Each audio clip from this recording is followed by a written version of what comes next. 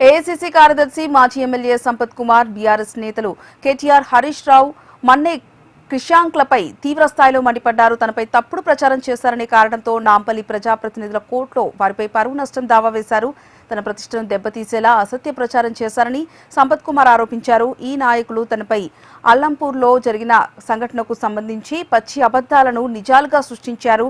ఓ contractor దగ్గర 8 కోట్ల రూపాయలు డిమాండ్ చేశారని కట్టుకథలు అల్లారని ఆయన మండిపడ్డారు. బీఆర్ఎస్ నేతలు ఇటువంటి తప్పుడు ప్రచారాలు మానుకోవాలని, లేదంటే తీవ్ర పరిణామాలు ఉంటాయని సంపత్ కుమార్ హెచ్చరించారు.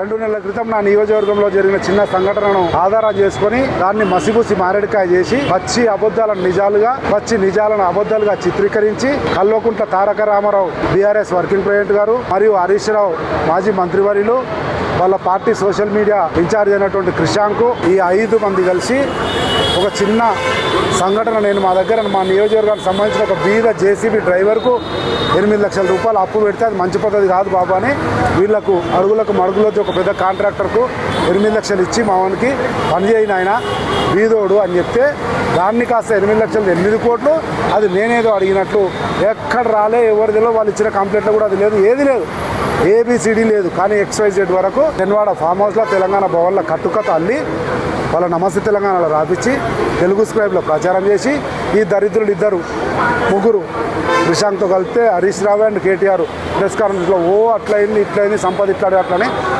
నా ప్రతిష్టకు భంగం కలిగించిర్రు అని చెప్పి పోలీస్ స్టేషన్లో కంప్లైంట్ చేయడం అయింది. లీగల్ నోటీస్ ఇచ్చినాం, లీగల్ నోటీస్ సమాధానం వచ్చింది. దాని తర్వాత ప్రొసీజర్గా ఈరోజు ప్రజాప్రతినిధుల కోర్టును కూడా ఆశ్రయించినాం. నాకు పరువు నష్టం జరిగింది కనుక క్రిమినల్ చర్య తీసుకోవాలని చెప్పి మా సీనియర్ అడ్వకేట్ దామోదర్ రెడ్డి గారు ఫైల్ చేసినారు.